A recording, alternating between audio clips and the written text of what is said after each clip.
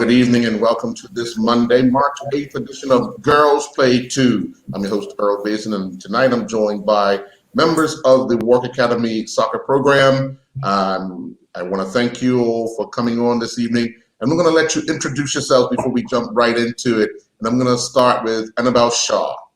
Go ahead. Hi, my name's Annabelle Shaw, and I play some football. All right. Okay. Coach? Hi, yes, I'm Coach Jess. I'm one of 3 coaches for the Under-9 girls football team for Work Academy. Okay. Great. Hello, I'm Grace Dwight, and I'm the daughter of the president of the club. No favoritism tonight.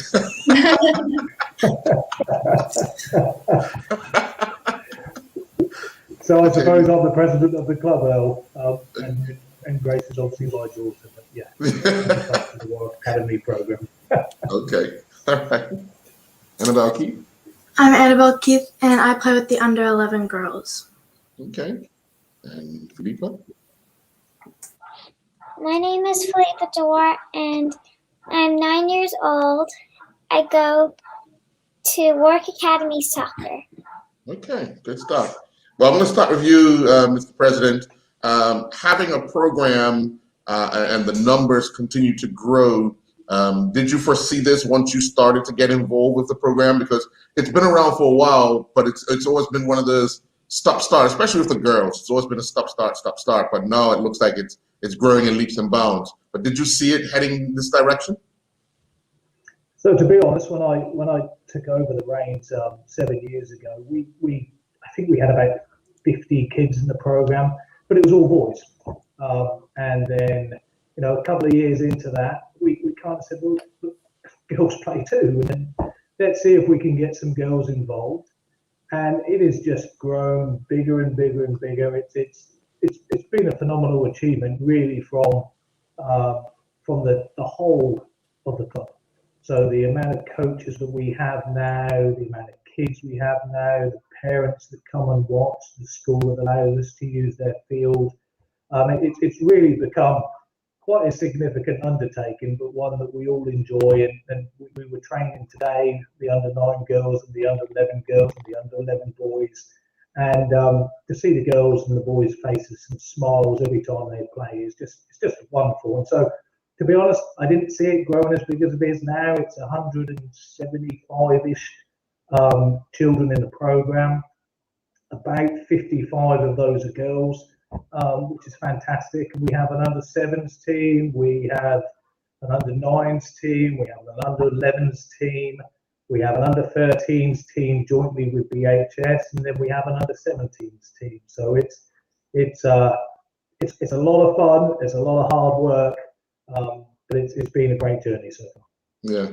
Coach, I'm going to ask you a question because coming out of the lockdown, returning to some form of play, and then going back on lockdown, how frustrating was it for you that you saw these young ladies and young men a lot of times smiling because they were able to get back into something, but then it's all shut down again, and now we're trying to bring it back. So how frustrating was it for you to see what progress you had made, all that stop, and then have to, reinvent the wheel kind of thing? Yeah, no, it was frustrating. It took a lot of patience. And especially for our Under-9 girls, we had a great start to the season. We were winning games for the first time, and so that was quite exciting for the girls. It built up their confidence, etc. And so then when we had to stop, it was hard because football to the Work Academy Football Club is more than just kicking the ball, shooting, etc. There's so many values that it instills and life lessons, and it also it's positive. It's they're all excited to play, and so when you're not playing, it can be quite down. But we're patient, and we're back out there under COVID restrictions, of course, and just preparing with our fingers crossed that we'll be able to play games again soon. Annabelle Shaw, what did you miss the most about football when you were the first time locked down and then this time around? Well, I really missed playing with the team and doing some drills because I didn't really have a football at home and most of the shops were closed, so I just liked getting back to kick the ball again. Okay. And Grace, for you, what were some of the things you missed the most about not being able to be around friends and having the chance to play and train? Yeah, it was just like really annoying that we were stuck at home all the time and we couldn't like get out there and like feel the energy and like play games, and it was just really annoying that we had to stay at home and couldn't play. Okay, all right. And Annabelle, Keith, how about you? What did you miss the most? I miss just playing with my friends and like seeing everybody. Okay. And what about you, Felipa? I missed playing with my team because they make me happy and make me just happy to see them. Okay. Now, Felipa, I'm coming right back to you. What do you enjoy about football? I enjoy the teamwork. I enjoy drills, and I love shooting because I'm a striker. All right. Okay. How many goals you get tonight in training? Pardon? Did you train tonight? Yes. Did you get any goals? 2. All right. Okay. 2 more than me. What about you, Annabelle, Keith? What do you love about football that keeps you coming back for more? I like being with my friends, and I just like being able to have the chance to actually play football and like be with everybody. Okay. And Grace? I missed like getting nervous for the games, and then like once you start playing them, like the amazing energy that you get from like playing. It's just like playing with your friends as well. It's really fun. Okay. And you, Annabelle Shaw? Hold on one sec. Okay, good. I liked seeing my teammates and my coaches, and I really liked doing the drills. And when you get to play a game, you get to meet new people and see and try out new skills that you learned from the game. Sure. Coach, what made you get involved in the coaching aspect of the game? That's a good question. So I've always been involved in sports from a very young age, whether it be an individual sport, I was a competitive swimmer, or a team sport like field hockey. However, interestingly enough, I never played football. However, my daughter, she took a liking to it back in 2018. She was 7 at the time, and that was under the leadership of Coach Mark. As a parent, I watched the sport, I watched her games, etc., and became involved that way. And some of the tactics and the game awareness are very transferable in team sports, field hockey to football, etc. And then an opportunity became available in September, just passed in 2020. So I'm new to coaching the sport, but I jumped on it because I wanted to be a part of the process of the Warwick Academy Football Club, and the values, the life skills, and just the fun and excitement of it all. And I do coach my daughter, which is very rewarding, but also seeing the other girls, their development in such a short time has been very rewarding. And I've learned so much myself, which was quite unexpected for me. So I'm pleasantly surprised. Mr. President, how do you intend to keep the steady growth going, and some of these young ladies actually get into the under 17, get into the under 19, get into the under 20s, and so forth? We know we lose a lot of the young people to going off to university and colleges and so forth, but being able to come back and still have somewhere to play, how important is it for the program to still have that outlet once they age out of the age groups that you currently have? Yeah, I think it's massively important, not just for the club, but for Bermuda, to be honest. As you know, a lot of the kids go off to university. Quite a few of the really good female players the 14 and 15 now left.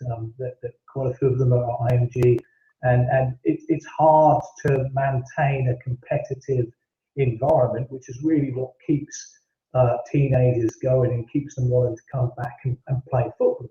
And so, in order to get there, it's all about creating a comfortable environment. And if you can generate that, if you can get a camaraderie amongst girls, and they're happy to be there at the club, they not only enjoy it, but they also see that they're learning, then that's halfway there. The other 50% is for there to be a league, for there to be an area where they can participate, where they can play against other teams. And that's an area where the BFA Women's Committee have done a really good job over the last few years. It's given them the capability to have these games every Saturday. And everyone will tell you in any sport, training's massively important, but it's quite boring if it's just training. So you need to have something to be leading that training too. So I think you get a comfortable environment that people enjoy, they have fun, they want to come there, they want to learn, they want to get better, and then you have that environment where they can take those skills that they do in practice and put them out on the field in competitive games. And I think the way Bermuda has kind of grown the women's game over the last, say, 3 to 4 years is actually giving that environment for girls to continue playing throughout all age groups. And it's a great achievement, and it just needs to keep on going to enable the 9-year-olds now, when they get to 17, to be able to do that. And hopefully, if everyone works hard and everyone's involved, then maybe we get a full women's league back in Bermuda, which would be awesome to see. Yeah. Well, how important is it, because you have Coach Jess here who said she started out as a parent and then got involved. How important do you guys encourage other parents to get involved? Not necessarily just to be a coach, but to be a manager of a team, or just some way, shape, or form to be involved with the program, so there's kind of buy-in. Oh, it's massively important. I started from coaching my eldest son, who's nearly 16, and I just started as a parent. I didn't have any UEFA qualifying coaching badges then, and I started because I wanted to spend time with my kid. I love the game of football, so I wanted to be involved in that way. But that's kind of where you start. It doesn't have to be coaching. It could be, like you said, being a manager of the team. We have a number of parents who help me, who sit on our board, who effectively do appropriations. A tour manager who helps us organise tours in the US. Just an involvement kind of gets a collective going. And once it's no longer about one person and a small group, and becomes 20, 30 people and 175 kids, that's when you really have something to grow and to nurture and to keep going from strength to strength. So we know that under the BFA guidelines and regulations, you need to have qualified coaches. So I think we have 10 UEFA qualified coaches now. But the parents who support, and Jess is one of them, a coach who hasn't taken the badges, she's as important as everyone else. Right? She's there every week in the training sessions. She's there in the game. She puts in all the effort. I constantly see her on the WhatsApp groups to all the kids. So I see all the interaction she has with both the parents as well as the kids. Jess is as important as anyone else. It's the whole collective. Like, I kind of say this to the teams when I coach them. It's almost like having a old-fashioned watch where you have all the cogs and the wheels everywhere, and if one of them breaks down, the watch doesn't work. But if everyone does their bit, and it doesn't matter how big that bit is, it could be a small cog or a massive wheel, everyone does their bit, it works really well. And so it's important that everyone sees a place for themselves and is able to be heard, has a bit of accountability, takes on a bit of responsibility, and at the end of the day has fun doing whatever they do. Okay. Annabelle, Keith, I'm going to ask you, what position do you play? Sometimes I play forward, and sometimes I play in center midfield. Okay. So what are some of the drills you like to do in preparation for your position? Well, there's one that we do where like don't really know how to explain it very well, but we go so 3 people get into a line and we'll pass, like we'll start by passing long and then passing short, and then you just run up the field doing that. Okay. I just like that drill because it's fun. Okay. All right. And then Felipe, you said you're a striker. So what are some of the drills you like to do in training? I like the shooting drills. Okay. You don't like the passing ones, you just like to shoot in it. Yeah. All right. All right. What about you, Grace? What position do you play? I used to play in goalkeeper like lots, but now I play in center defense. Okay. Why the switch? I don't know. I found goalkeeper got to be a bit boring, and I just kind of wanted to like play out more. So. Oh. Well, I'll blame Felipe because she wasn't shooting enough at you in training, because that's not boring. So how's that? And you, Annabelle Shaw? What position do you play? I play striker or midfield. Okay. And what are some of the drills you like to do for those positions? I like passing drills. Oh, okay. All right. Not many players like the passing, coach. No. I would say their favorite activity, though, is when we do the battle kind of game, and they have to go head to head against someone. They quite enjoy that, and so we couldn't do that for the longest time. Yeah, they're looking forward to doing that again. Right. How do you plan your sessions in preparation for the amount of how many girls in your group that you get on a weekly basis? Yeah, so there's 13 girls in the squad. So Annabelle and Felipe are on the under 9 girls from this call, and there's 3 coaches. So we work together to plan the drills and what we will be doing for a session. Generally, if it was a normal year, we would be doing games, etc. at the end of practice to kind of put everything together. And then also Coach Mark, we started off the year very organized, and he has drills organized for every week, from shooting, defending, and all the technical and tactics. So we shared them as well, and as a club trained together. Annabelle Shaw, what were some of the things you struggled with when you first started? Not this season, but when you first started playing football. What were some of the things you struggled with personally? I struggled with, and this sometimes still happens, like when I try to shoot in the goal, it bounces off the top bar or it just misses. The direction, you mean? Getting your direction right? The aim. Don't worry about that. A lot of people have that same problem. Trust me. You can watch it on television. See the professionals miss. So just keep trying, okay? All right. What about you, Grace? What were some of the things you struggled with when you first started? Obviously, you started out in girl, and now you're. So I started like 4 years ago, so I don't remember that well. But I think I struggled when I was in goal. I think I chose to use my feet a lot more than my hands, which was a problem when I was trying to be in goal. Yeah. So you decided to move out of the goal because you use your feet more. Yeah. Do you like the center position, the center defense position, better than the goalkeeper? Yes, definitely a lot better. Do you feel as if you get more play there and you're in the game more often than you were when you was in goal? Yes, definitely. Okay, now as a central defender, you have to be able to head the ball. Do you like heading? Well, I'm not very good at it because I'm quite short. But I mean, it's okay. We haven't really had to header much so far, so it hasn't really been a problem yet. Okay, no problem. And what about you, Annabelle Keith? I was really bad at passing, so I just couldn't get the ball to other my teammates. I couldn't get the ball to them properly. Mm, mm. What about you, Philippa?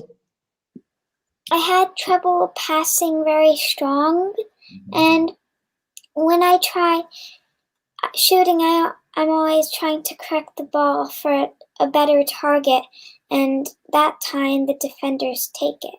Okay, so you just got to be a little faster. All right, good stuff. Coach Mark or President Mark, when you starting a program or you get involved in a program, and you see, I don't want to say weaknesses, but you see where they need to improve. How do you then work out for the coaches how you're going to help individuals to collectively become a team to get stronger together? Yeah, and I tell you what, it's interesting because Annabelle is probably our best passer now. Oh, In the program, she started with us right from the start and is just fantastic at passing. How do we get individuals to work as a team? It's a tricky one, right? Because we're all born as an individual, but we tend to evolve in our family, and when we go to school, we have friends and different groups that we hang with. And it really comes down to just using examples. And a lot of the girls watch football, and so I always bring the example of Lionel Messi or Cristiano Ronaldo and say, look, these guys are two of the greatest footballers that have ever existed. The ability they have, but they can't win a game by themselves. And so you get it into your mindset that if everyone does their job, the team becomes better. And football's not necessarily about the most skillful or the strongest or the fittest or the fastest. It's about the people who want to help each other. And so when in our program we all have the same standards of what we need to coach. And even though we go from under sevens, like I said, all the way to under 17s, and at different age levels you focus on specific areas, we all have the same foundation, and we try to build on that foundation as we go from year group to year group to year group. The key part of that foundation for me is four things. Did I do four things? Yeah, four things. Yeah. And then and the first one is to control the ball, and then to get your head up, then to pass, and most importantly to move.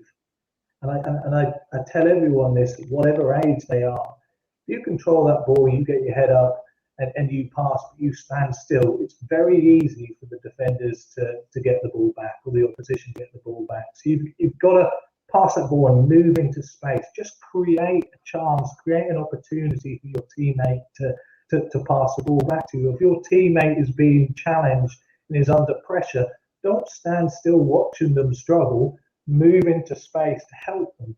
And once you get that ethos of creating space, helping each other out, putting that extra effort in to move, everyone then realizes that that's actually how a team works. And things aren't made by individuals, things are made by groups of individuals. And football is exactly the same. And we try as a club to encourage individualism, but most importantly, that you work as a member of a team. And if someone needs help, you help them.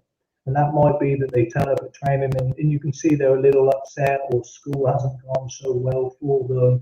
And you go over there and you talk to them, and you be friendly, and you try and work as a unit. And I think that would be the one thing that I would say we do across all age groups is focus on the team, because teams win matches, but most importantly, teams enable fun, right? And so you don't have fun sitting in the corner by yourself. You have fun when you're involved with everyone else. That's what we try to do. Yeah, Coach Jess, I mean, you have young ladies, and we all know there's a lot of play in a lot of young ladies, especially before training and so forth. But do you give them some time to get it all out and then get into the session, or you try to burn it out in the session? How do you manage that? Yeah, no, that's a really good question as well. And yes, and I'm working with a young group, not the youngest of our program, but under 9s. And so they're still quite young, and they have a lot to say. And so we do try and keep focus, but during stretching, for example, I'll ask them tonight, how was their day, and they'll each of them will comment. But then we've got to, corral it in and get back to drills. And so water breaks, and we use those opportunities and try and make it fun, because we want the girls to enjoy the game, enjoy coming to practice, enjoy playing the games when they're happening, and if they learn something along the way, which is one of the goals as well, then that's great. But we don't want to, them not to enjoy it for fear of playing in a particular position, etc. But yeah, they do like to chat and have fun and skylark. So we do have time for that as well. Yeah. Right. I'm a mom as well, so that helps. They're still young, got a lot of play left in them. I'm going to ask you girls now about, if you were a coach, what would you do for a training session? So just think about that for a second, and then I'm going to jump right into Grace. You were laughing. I'm going to take you, Grace. You're the coach for today. Take us through. Give us 3 drills that you would do in training. I would probably start off by doing like a passing and dribbling drill, maybe. So like you do like dribble around some cones, and then do or dribble up to someone and then do like 10 passes, and then pass the ball to the other person, and then they dribble back and pass it to the other person. Mm-hmm. And then I would do like a fun drill, I would do a shooting drill where we would just there would be a defender or 2, and you would have to try and get past them as like a shooter, and then I would probably play like a small match at the end. Okay. What about you, Felipa? What would you do? First, I'd probably do some passing, and after that, I'll do some ball mastery, because it's good for players to have control of the ball. And last but not least, a little scrimmage. All right, good stuff. All right. You got 2 coaches, Coach. What about you, Annabelle Keith? I'd probably do maybe start by doing a passing and moving drill, and then maybe shooting drill probably, and maybe a fun little game to end with. Okay. And you, Annabelle Shaw? I might start with a stretching drill and jogging to the end of the field, and then I would play a game called War, where you call a person's number, and that number that they called, the two people run into the middle of the field and fight for the ball into the goal. Okay. And then I would play a little scrimmage at the end. Oh, everybody's got the scrimmage at the end. Good stuff. Good stuff. But how do you guys manage your football and your school, and do you do any other activities? And I'm going to come back to you, Annabelle Shaw. Well, I do tennis and swimming. Okay. So how do you manage homework, training for swimming, training for tennis, training for football? It's a lot. Well, I do tennis, and then I go straight to football. And then on one day I do football, then go straight to swimming. And I would normally do my homework on the weekends. Okay. Who do you swim with? I swim with most of year 5. Oh, which club? Sharks Swim Club. Oh, okay. All right. Okay. And what about you, Annabelle Keith? Do you do any other activities, and how do you manage? I played tennis once a week on Wednesdays, and I have football on Monday. And like for homework and like studying for tests and things, I kind of like save a time in the week to do it, like kind of organized. Like I'll do like my homework on one day, mostly on the weekend or other days that I'm free on. So it's not too hard to do all of that. Okay. What about you, Felipa? I do swimming sometimes in August and June, and then I do football practice on Monday. And how I get like my work done is just right after I come from football. Okay. All right. So I'm holding you up from doing your homework tonight, right? Yeah. And you, Grace? Pardon? No, I'm asking Grace. Oh. So I obviously do football on Mondays and Saturdays, and I used to do swimming, but now that we're not playing games anymore, I think I'm gonna get back into it, just for like, since we're not doing as much activity. Mm-hmm. Oh, and I also do horseback riding. Okay. Yeah, on Tuesdays. So you're balancing all that out. Yeah, and for like homework, I tend to like try and do it on the weekends if I can. There's not usually that much that I have to do during the week, because usually they tell you can do it in advance. So I usually do it on the weekends, like on Sundays, like my homework day. Mm-hmm. So. Well, I saw your dad listening intensely there because he wanted to hear about this homework part. I've never seen him do any homework. But Mr. President, having heard them about how they balance out with other sports as well, how much interest do you guys take as coaches, as presidents, as parent leaders in ensuring that they are on top of their schoolwork and they're balancing everything out to be rewarded to play football? Because if you look at it, sports is a reward for something that you like to do when there's several important things. Not saying that football isn't important, but to ensure that they're doing what needs to be done to be rewarded to play.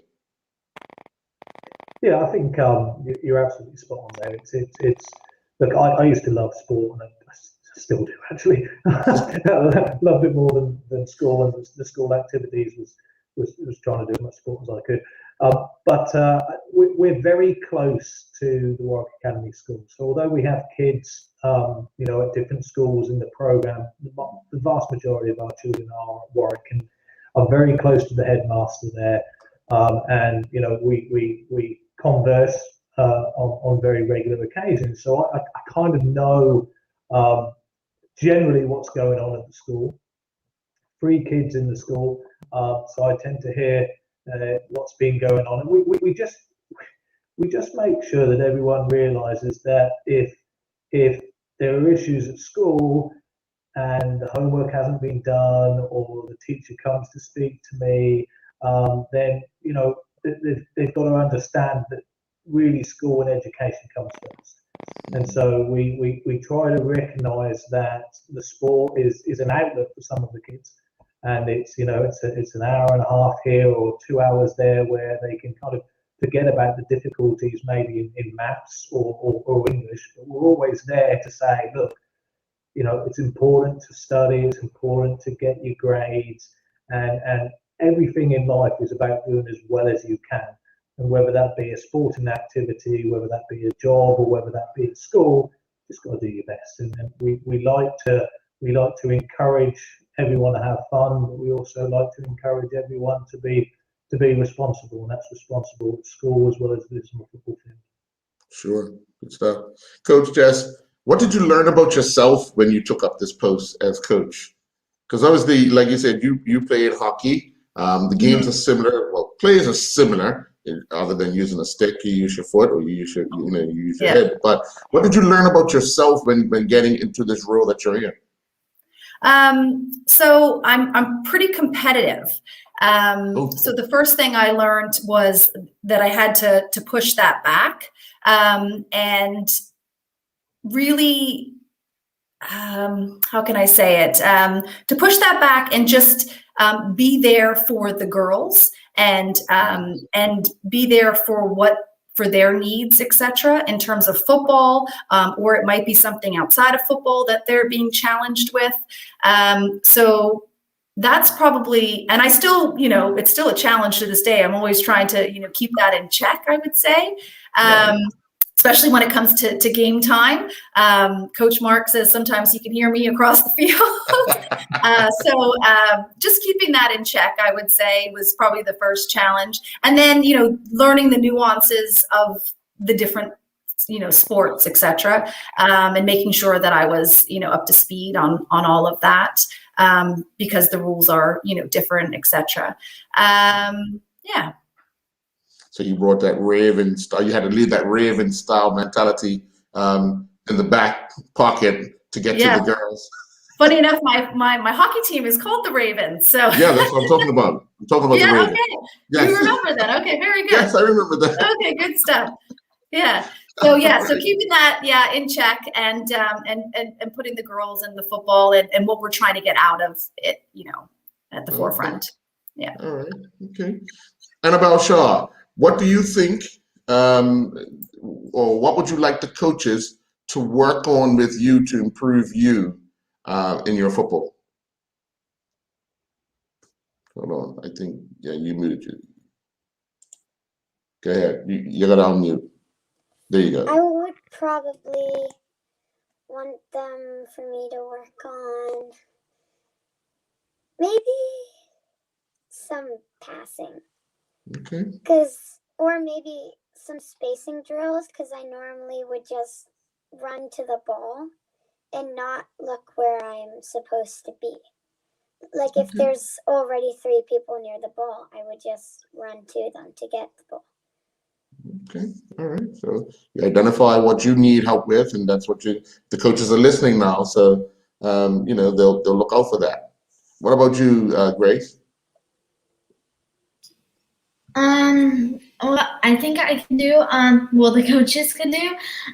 So I'm pretty happy with my passing and stuff. So I want to get a lot better at shooting. So I want to do lots of more shooting drills, and just I just want to get better at shooting. Nothing wrong with that. Annabelle, Keith? Probably more shooting drills, because I can I'll get in a game I'll get the ball and I'll be able to dribble up, but then I just will forget everything, and then I'll just trip or something, and then I won't be able to just shoot, and it's annoying that I do that. You're gonna get a shuttle off this weekend or next weekend, and you're gonna be amazed because you've opened up about it, so you'll be all right. Okay. All right. What about you, Felipa? I want the coaches to help me a one-touch shooting drill, and I think I need to work on longer distance passing. Okay, all right. Now, Mr. President, how do you define how you want the club to play? Most of the time, a club likes to play the same style of football throughout the entire groups, especially starting at the youngsters and work it through. So how do you define what style of play you want, or are you leaving that up to the individual coaches per group? Yeah, very good question, right? So I suppose when I started coaching the under-8 boys, I don't know, 8-9 years ago, we really didn't have a club ethos or club strategy or club way of playing, and we let the individual coaches decide how they wanted to do that, and that can work, but it's hard to have different styles of play in the same club, because when you transition from an age group to the next age group, and other kids may join in, and obviously the way the BFA works with under 7s, under 9s, under 11s. You could be in an under 9 team one time, then you're in the under 11 team the next year with new people. So it's hard if everyone has a different style. So what I tried to do when I took charge was to have a club ethos or a club strategy, and I allow the coaches to have their own ways of playing as long as that umbrella strategy is maintained. And it really, football's a strange thing. You go back 25 years and everyone played the channels and the long balls, and now you see it. People don't even take a goal kick further than 5 yards. The goalie just gives it to its fullback, and they're passing around the box before they even get into the opposition half. So things have changed massively in football. But what I try to tell everyone to do is we've got to make sure that every kid is more comfortable on the ball than before they came to us. Mm-hmm. And it really just comes down to that. I want kids to make mistakes in training. I don't mind them making mistakes in the games either, as long as they're trying to do the same thing and do the right thing. And so, one of our teams been really successful. They played wing backs in like a Christmas tree formation.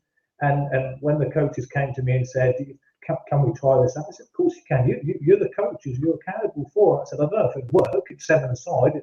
The wing backs are going to have to work really, really hard. But they wanted to do it, and it was incredibly successful. There's others who will play 2 at the back, 3 in midfield, 2 up front, and they try and block it in and play much more central. For me, it doesn't really matter that tactical way, as long as you ask the kid to want the ball, you ask the kid to lift their head up, ask for the ball, and also to try and pass and move. And I go back to that passing and moving philosophy. I really don't want, I like kids who dribble, but not everyone can be, a Steve Highway on the wing. You need people who can pass and move. And I always feel that the best move in football is the 1-2. And everyone knows how to do a 1-2, and everyone can learn how to do a 1-2. And it's just simply, you don't even need to dribble past a person to progress. You need to get your head up, pass, move into space, and be willing to receive it. So the ethos of the club that follows every team that plays is have fun, be willing to open up, be willing to accept the ball. I tell you what, be willing to make mistakes, because it's the only way you learn. And Coach Jess, were you intimidated at any time in taking up the role, because it was new to you, although you did play other sports? But were you at times intimidated that, like the president just said, making a mistake? Yeah. So interestingly enough, when I volunteered, I said, I can handle all the coordination of the games, the team, and really maybe take a back seat to the coaching role, because we have 2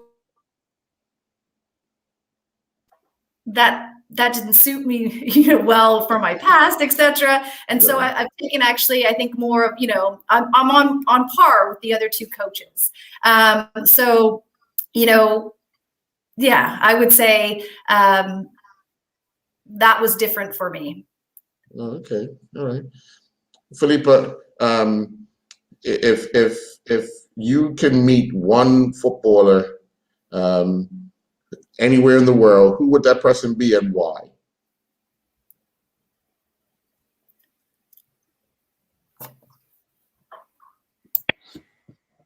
I would say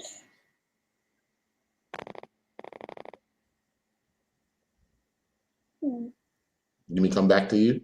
Yeah. Okay, all right, I'll come back to you. What about you, Annabelle, Keith? Honestly, I don't really know. I don't know. No? Okay. All right. What about you, Grace? I would definitely choose someone from Liverpool, like either Salah or Mane, one of those 2. Yeah, because we support Liverpool in this house. Okay. So what would you say to them? I would just go, I don't know, maybe I would say something like, you guys are like the best footballers, and you always play really well, and my family loves you guys. Okay. Like love watching you guys play football or something. They're having a bit of a rough time right now, aren't they? Yeah, they're having a rough patch, losing 6 games. But, At home. yeah. Yeah. All right. Well, Yeah. Rackets are made to be broken. Yeah. Okay, that's all right. What about you, Annabelle Shaw? You gotta unmute.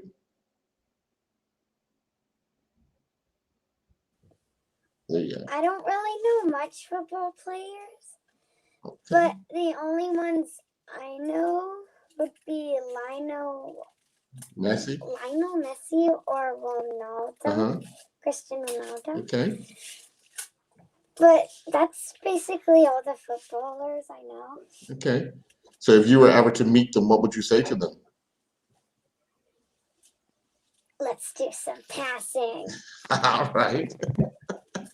That's the opportunity of a lifetime. Oh yeah. You'd be the envy of a lot of people if you were to be filmed passing with either Lionel Messi or Ronaldo. So yeah. You wear that smile all the time. Yeah. You ready for me, Felipa? Okay, go ahead. I think I would choose a popular player like Ronaldo because I just think he's from the same country city I am, so I support him. Okay. All right. Are you right-footed or left-footed? Right-footed. You're right-footed. How's that left foot? Not too good, but it's a little bit alright. Okay. You scored any goals with your left foot yet? No. Oh, okay. All right. I got to keep trying at it. Keep working at it. All right. Okay. Annabelle, Keith, are you left-footed or right-footed? I'm right-footed. I'm trying to work on my left foot a little bit. Not great at it, but I'm trying. Okay. Well, that's all we can ask. You try. You keep trying at it. What about you, Grace? You right-footed or left-footed? I'm actually right-footed, which is kind of surprising because I'm left-handed and I do lots of stuff with my left hand. But when it comes to sports, I do everything with my left-footer hand. It's really weird. Okay, all right. So what about your left foot? Do you work on that at times? Yeah, I mean, like whenever we do 100 passes at the beginning of every training session, if we finish, coach wants us to do more, so I usually use that time to pass with my left foot and get better at it. Okay, good stuff. And you, Annabelle Shaw? Got on mute again. There you go. I'm right-footed, but I'm not so good at my left, but I could still pass, but it would usually end up far away from them. Okay, well, at least you just keep working at it, okay? All right. Coach Jess, do you give them kind of what I would say homework, things that they need to work on their own, as there are times where they need to do stuff on their own to improve their skills? So do you actually give them individual drills to improve themselves?